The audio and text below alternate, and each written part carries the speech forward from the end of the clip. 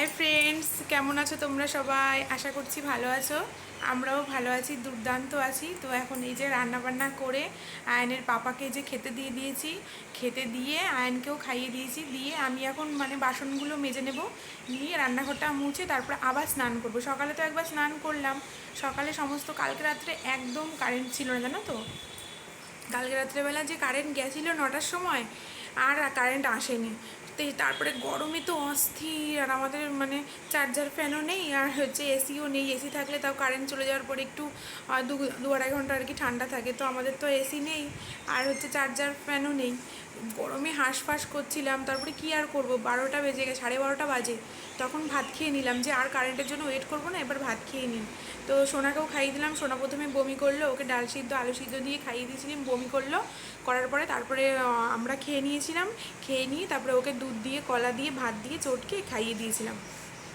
দেওয়ার পরে তারপরে কি করব, আরও 1 ঘন্টা মতো, প্রায় 1:30 বাজে, তখনও কারেন্ট আসেনি।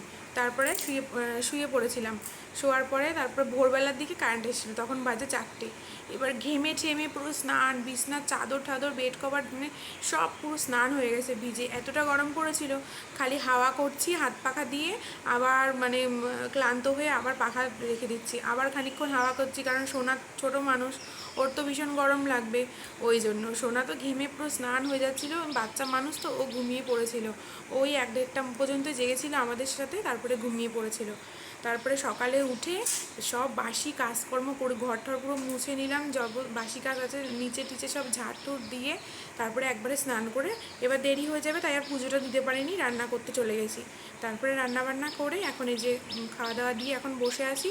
তারপরে এখন বাসন কটা আছে, ওগুলো মাজবো, মেজে রান্নাঘরটা মুছে নেবো, তারপরে আবার স্নান করে তারপরে ঠাকুর পুজো দিয়ে তারপরে ভাত খাবো, তারপরে সোনাকে স্নান করিয়ে তারপরে ওকে ঘুম পাড়িয়ে দেবো। তো ইউটিউবে দেখছি অনেকটাই ভিউ হচ্ছে, তো তোমরা প্লিজ সাবস্ক্রাইব করো, কারণ আমিও জীবনে কিছু করতে চাই তোমাদের মতো।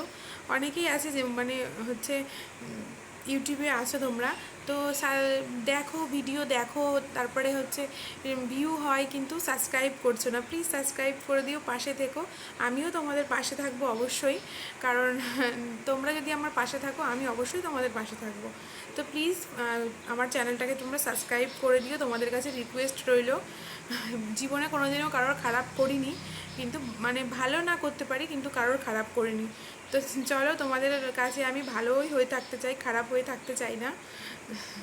তো চলো প্লিজ পেজটাকে তাহলে তোমরা